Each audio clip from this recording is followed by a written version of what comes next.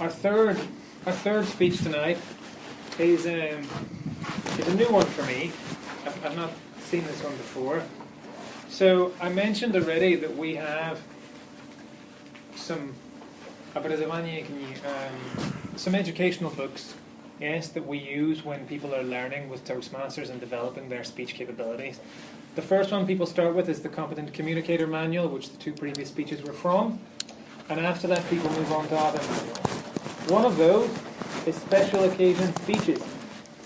And the speech we're about to see now is number 5 from that book, Special Occasion Speeches, called Accepting an Award.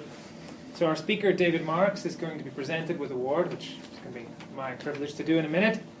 And he will accept said award. He'll give a short speech in acceptance. And the objectives of this speech, this short speech, is that he accepts the award with dignity, grace, and sincerity, acknowledging the presenting organization. Okay? So that's the preamble. So I'm now just going to do a short welcoming speech to welcome David Marks. And when I invite him up, please join me in giving him a round of applause, which he well deserves. So, it's my honor tonight to pay tribute to a friend, a colleague, a role model for me in Toastmasters. I joined Toastmasters about 4 years ago, becoming the founding member of a club that David was setting up called Russian English Speakers, a club that we're all still here today in. We've seen a lot together over the times that we've been in Russian English, and David has progressed on his own journey that we're celebrating a milestone in today. David has achieved the requirements to be a Distinguished Toastmaster. This recognition, this plaque, commemorates the fact that David has not just worked his way through the educational manuals and activities that are required to become a DTM, but that he's also given stuff back. Because a key element about Toastmasters is not just communication, but also leadership. And David has demonstrated leadership through being an area governor, I believe twice, through his support of the wider organization, and through the support he's given to many people by being a mentor and helping people to develop their skills and their organizational skills. So please join me in welcoming David Marks in receiving this Distinguished Toastmasters Award. David Marks. David, thank you very much. Thank you very much indeed. So, I think this is for me, this is the optimal occasion upon which to make this speech and receive this award, because this is the 7th anniversary of my membership of Toastmasters. And I'd now like to give thanks to all of those things. It's maybe a bit like the Oscars, except I'm not going to thank my cat and my mother and all the rest of it. I'd like to thank, I think, 3 groups of people, or 3 things. One, Toastmasters itself as an organisation. Secondly, the various clubs that I've belonged to. And thirdly, the people that I've met along the way.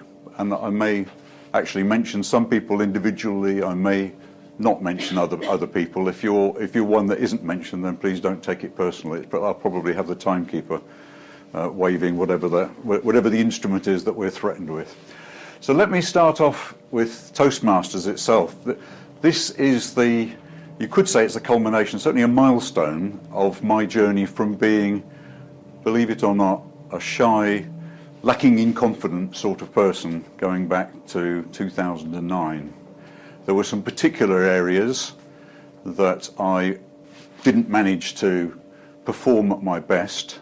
Particularly, I think, was and maybe is still to an extent, the confidence to jump up in front of a group of people and say something.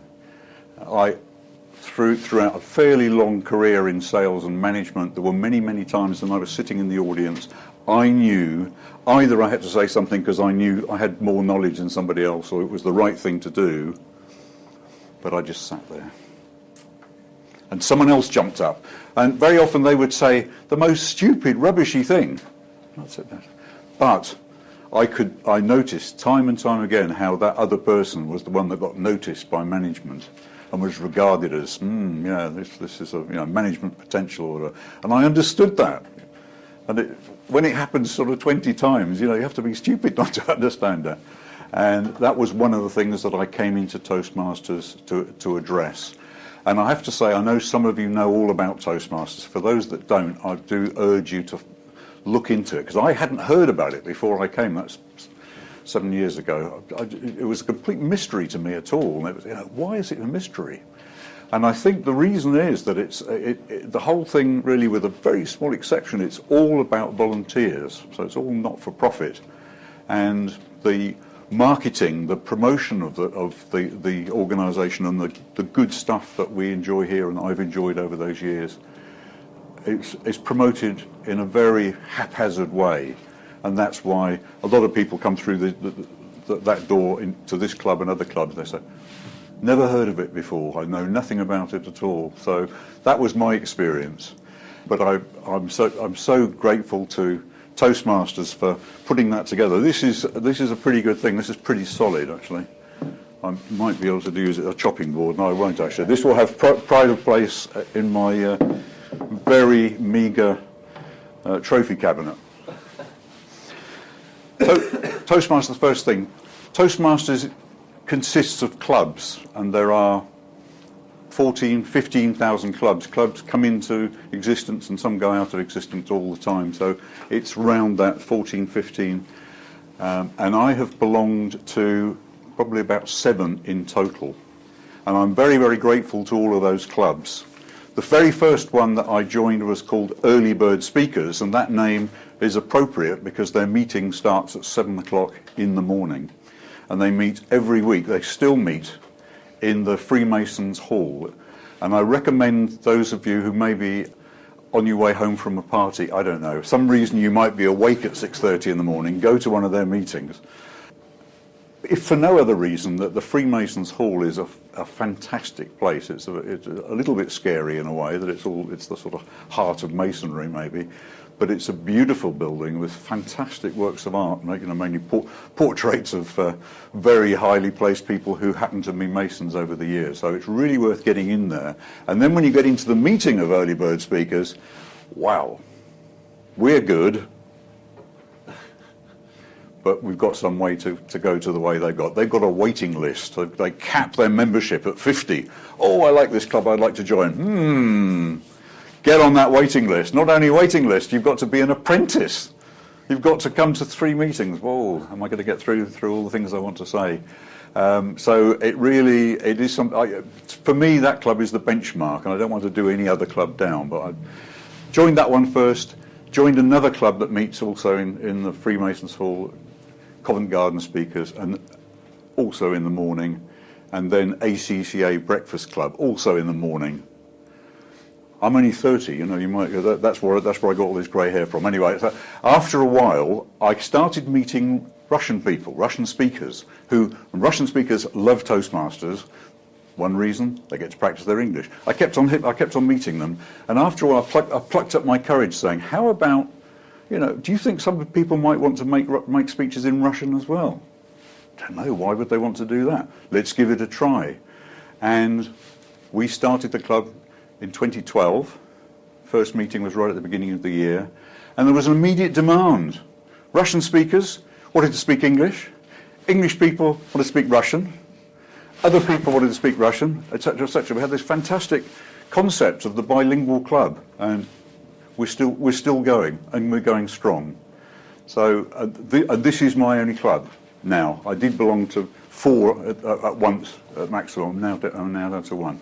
Lastly, on to people I've met. Certainly people from Early Bird Speakers who I see, people like Tasmir, Roger Harding, they will always be like friends. I mean, and that's the theme. Another theme I'd like to give is you meet such genuine people, and the whole philosophy of Toastmasters is that we help each other, we support each other. Sometimes criticism can be quite abrasive, but it's all meant well, and it's all aimed at getting people to improve. And very rarely, okay, it does happen, very rarely we have politics and backbiting or whatever, but generally speaking, we don't do that. And right back to today, our fellow members now, charter members like Mikhail, and I'm glad you said friend, because I can say friend and partner, right the way through from 2012, very early days in the club. This man took over as president after I had to give up at the end of 2012, and was president for 18 months, which is quite an achievement. And thank you very much. It's actually quite touching that you were here to mark this with me today. And what exactly is this Distinguished Toastmaster? Do you think, is this the end? Well, I'd like to paraphrase or maybe steal Churchill's phrase and say, this may not be the beginning of the end, but I think it is certainly the end of the beginning. I'm on my way to my second Distinguished Toastmaster, which is possible. This is possible, but I want at least one of you to get there before I do, the second one. Thank you very much indeed.